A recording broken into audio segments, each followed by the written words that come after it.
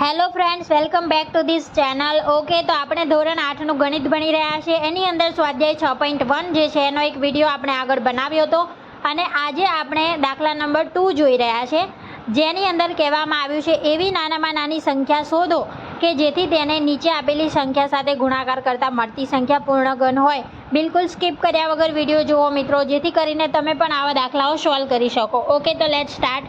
પહેલાં આપણને આપેલું છે 243. ઓકે, હવે જ્યારે પણ આવો દાખલો પૂછાય, જો તમે એકવાર આ વિડીયો જોઈ લેશો તો આવા કોઈ પણ દાખલો, કોઈ પણ સંખ્યા આપેલી હશે તો મારી ગેરંટી એ છે કે તમે એને સોલ્વ કરી શકશો. Okay, so let start.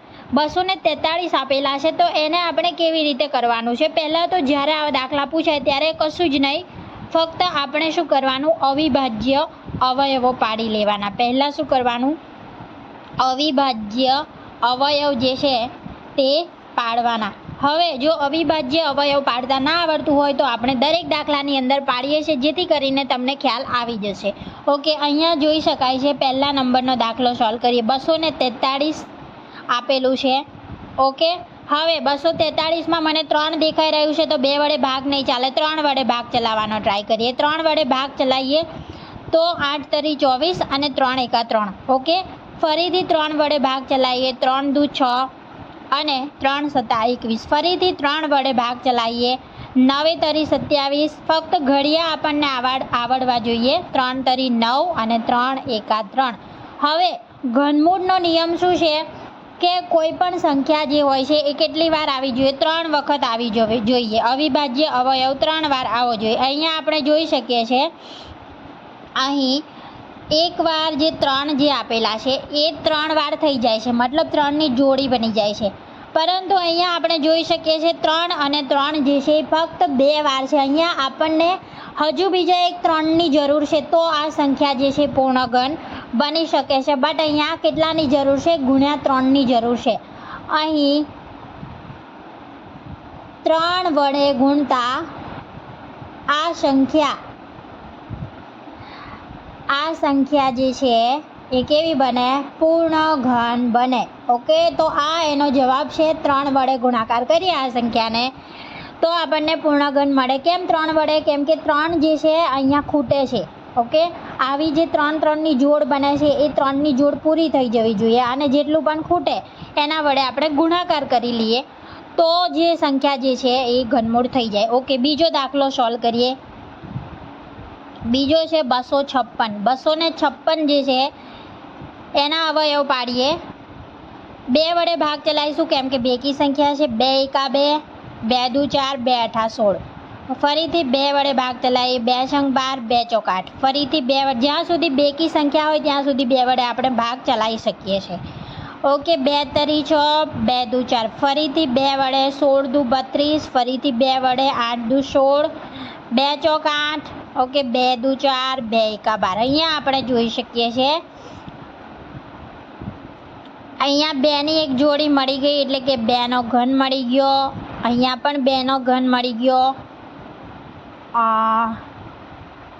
Okay, અહીંયા આવશે 2નો ઘન. અને અહીં જોઈ શકાય છે આ જે 2 જે છે ફક્ત 2 વાર છે. અહીંયા 2નો વર્ગ છે. તો આ સંખ્યા માટે શું જોવા મળે છે?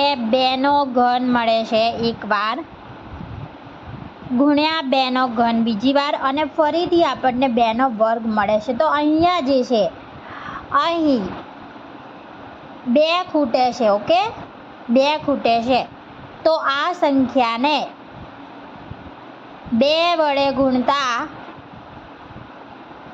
તે શું બનશે? પૂર્ણઘન સંખ્યા બને. ઓકે, તો આવી રીતે આપણે અવિભાજ્ય અવયવ પાડીને અને નક્કી કરી શકીએ છીએ કે કેટલા વડે ગુણીએ તો તે પૂર્ણઘન બને.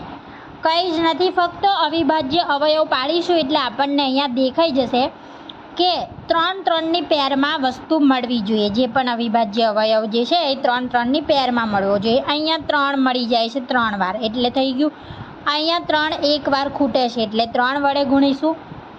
અહીંયા 2નો ઘન, 2નો ઘન, અહીંયા 2નો વર્ગ, કેમ કે અહીંયા જે છે 2 હજુ ખૂટે છે તો 2 વડે ગુણીશું તો પૂર્ણઘન થઈ જશે. ઓકે, ત્યારબાદ ત્રીજા નંબરનો દાખલો છે 72.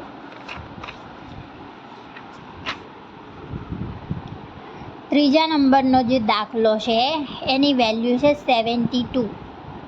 ઓકે, 72 જે છે એના ભાગ પાડીએ આપણે, અવિભાજ્ય અવયવ પાડીએ તો 2 તરી 6, 2 છંગ 12. હજુ 2 વડે ભાગ, 18 દુ 36, 2 નવા 18, 3 તરી 9 અને 3 એકા 3. આના જે આન્સર્સ જે છે એ તમે બુકની પાછળ ચેક કરી શકો છો. ઓકે, અહીંયા પણ આપણે જોઈ શકીએ છીએ 2નો ઘન ગુણ્યા 3નો વર્ગ મળે છે. એનો મતલબ કે અહીંયા જે છે 3 જે છે 3 વાર નથી, તો અહીં 3 વડે ગુણતા આ સંખ્યા શું બનશે? પૂર્ણ ઘન બનશે. હવે આપણે જે છે 3 દાખલા સોલ્વ કર્યા છે અને આઈ હોપ કે તમને સરસ એવો ખ્યાલ આવી રહ્યો હશે.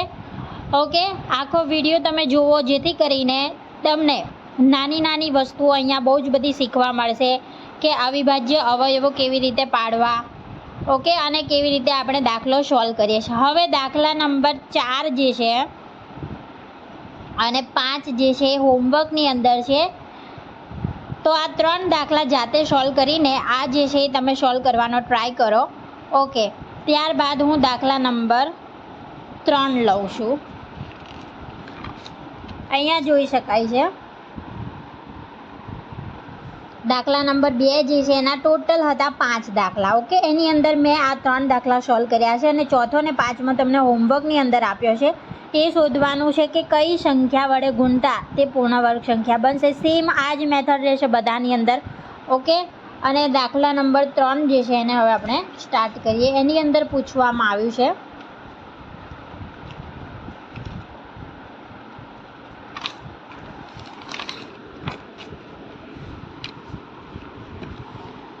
દાખલા નંબર 3 જે છે જોઈએ. હવે એમાં કીધું છે એવી નાનામાં નાની સંખ્યા શોધો.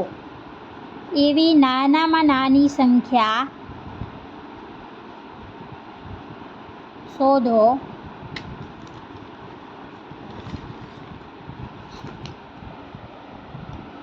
કે જેના વડે નીચે આપેલી સંખ્યાને ભાગવાથી કે જેના વડે નીચે આપેલી સંખ્યાને ભાગવાથી તે સંખ્યા જે છે શું બને? પૂર્ણ ઘન બને. આપણે બિલકુલ સ્ટેપ બાય સ્ટેપ જઈ રહ્યા છે. પહેલા વિડીયોની અંદર મેં શીખવાડ્યું હતું કે ઘન કોને કહેવાય એના માટેની થિયરી. ત્યારબાદ બીજા વિડીયોની અંદર આપણે 6.1 લઈને આવ્યા છે. એના આ જે છે ત્રીજો વિડીયો છે. ઓકે, અહીંયા આપણને પૂછ્યું છે એવી નાનામાં નાની સંખ્યા શોધો કે જેના વડે નીચે આપેલી સંખ્યાને ભાગવાથી તે સંખ્યા શું બને? પૂર્ણ ઘન બને. ઓકે, પહેલાં આપણને પૂછ્યું છે ભાગવાથી અને ગુણવાથી પૂછ્યું, તો અહીંયા ભાગવાથી પૂછ્યું. તે સેમ આપણે મેથડ રહેશે, ફક્ત આપણે શું કરવાનું છે એના અવિભાજ્ય અવયવ. પહેલો દાખલો છે 81 જે છે પહેલો દાખલો, એના અવિભાજ્ય અવયવ લઈએ 3 વડે ભાગ ચાલશે. 3 ઓકે, 27 તરી 81, ફરીથી 3 વડે, 3 નવા 27, ફરીથી 3 વડે, 3 તરી 9 અને ફરીથી જે છે 3 એકા 3. અહીંયા જોઈ શકાય છે 3 ગુણ્યા 3 ગુણ્યા 3 ગુણ્યા 3. ઓકે, 3ની અહીંયા પેર 3 વાર આવી જાય છે, 3નો ઘન બની જાય છે, પરંતુ અહીંયા 3 જે છે એ વધારાનો છે. ઓકે, અહીં 3 વડે આપણે ભાગી લઈશું આ સંખ્યાને. 3 વડે ભાગવાથી સંખ્યા શું બનશે? પૂર્ણ ઘન બનશે. કેમ 3 વડે ભાગવાથી? તો અવિભાજ્ય અવયવ જે છે 3 વાર આવે તો એ પૂર્ણ ઘન સંખ્યા થાય. અહીંયા મને 3 વધારાનો મળે છે. ઓકે, તો આ 3ને જો હું કાઢી નાખું, આ સંખ્યાને 3 વડે જો ભાગી લઉં, ઓકે, તો જે નંબર મળશે એ પૂર્ણ ઘન સંખ્યા બનશે. સેકન્ડ દાખલો જોઈએ.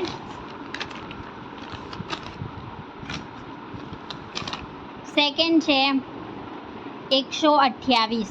ઓકે, 128 જે છે એના આપણે અવિભાજ્ય અવયવો લઈએ. પહેલાં 128 બેકી સંખ્યા છે તો 2 વડે ભાગ ચલાવીએ. 2 છંગ 8 અને 2 છંગ 12 અને 2 ચોક 8. સોરી, 2 છંગ 12 અને 2 ચોક 8. ફરીથી 2 વડે ભાગ ચલાવીએ. જ્યાં સુધી બેકી સંખ્યા હોય ત્યાં સુધી આપણે 2 વડે ભાગ ચલાવી શકીએ છીએ. 16 દુ 32, 2 આઠા 16, 2 ચોક 8, 2 દુ 4 અને 2 એકા 2. ઓકે. 2 નો ઘન ગુણ્યા 2. જે પણ વધારાની અહીંયા મળે એના વડે ભાગી લેવાનું. તો આ સંખ્યાને 2 વડે ભાગવાથી શું બને? પૂર્ણ ઘન બને. ત્રીજો દાખલો લઈએ. ત્રીજા દાખલાની રકમ છે 135. ઓકે, 135 જે છે એના અવિભાજ્ય અવયવ લઈએ. 5 છે તો ફર્સ્ટ આપણે 3 વડે ભાગ ચલાવી શકીએ છીએ, કાં તો 5 વડે પણ ચલાવી શકીએ છીએ. 5 વડે આપણે ભાગ ચલાવી લઈએ.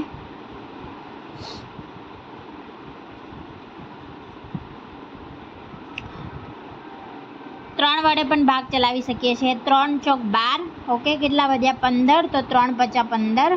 ફરીથી 3 વડે, 3 એકા 3 અને 5 તરી 15. ફરીથી 3 વડે ચલાવીએ ભાગ. 5 તરી 15. હવે 5 આવી ગયો તો 3 ભાગ નહીં ચાલે. ઓકે, 5 એકા 5. અહીંયા જોઈ શકાય છે 3નો ઘન થાય છે પણ 5 જે છે એકલો મળે છે. તો આ સંખ્યાને 5 વડે ભાગતા પૂર્ણ ઘન બને. ઓકે મિત્રો, અહીંયા જે છે ભાગવાવાળા જે દાખલા જે હતા એમાં 3 દાખલા સોલ્વ કર્યા છે. હજુ પણ આપણને 2 દાખલા આપેલા છે, તે ફરીથી હું અહીંયા હોમવર્કની અંદર લખું છું. દાખલા નંબર 4 અને 5 હોમવર્ક છે. ઓકે, તમે જાતે સોલ્વ કરો અને જો ના ખબર પડતી હોય તો તમે કોમેન્ટની અંદર પૂછી શકો છો. દાખલા નંબર 4 જે છે એની વેલ્યુ છે 192 અને 5મા નંબરનો જે છે એ છે 704. ઓકે, આ 2 દાખલા આપણે હોમવર્કની અંદર રાખ્યા છે. ઓકે મિત્રો, તો આઈ હોપ કે તમને સમજ પડી હશે કેવી રીતે અવિભાજ્ય અવયવ શોધવાના છે. સ્ટાર્ટિંગની અંદર જ્યારે તમે વિડીયો સ્ટાર્ટ કરો છો તો એને પૂરો કરો, જેથી કરીને દરેક વસ્તુ જે હોય છે એ તમને ખ્યાલ આવે. અને આ વિડીયો જોયા પછી જો તમને અવયવ પાડતા નહીં આવડતું હોય તો પણ તમને તે આવડી જશે. ઓકે, હજુ આની અંદર એક દાખલો બાકી છે જે આપણે આગળ લઈ લઈશું. ઓકે, એકવાર પૂરો બતાવવાનો ટ્રાય કરું છું. સ્વાધ્યાય 6.1 છે, એનો દાખલા નંબર 2 લીધો આજે આપણે. એમાં ટોટલ 5 દાખલા હતા, એના 3 સોલ્વ કર્યા છે અને 2 જે છે હોમવર્કની અંદર આપેલા છે. ત્યારબાદ આપણે દાખલા નંબર 3 લીધું અને ભાગવાવાળી સંખ્યા શોધવાની હતી તો એમાં પણ અવિભાજ્ય અવયવ લીધા અને ત્યારબાદ આપણે એના પણ 3 દાખલા સોલ્વ કર્યા છે. ઓકે,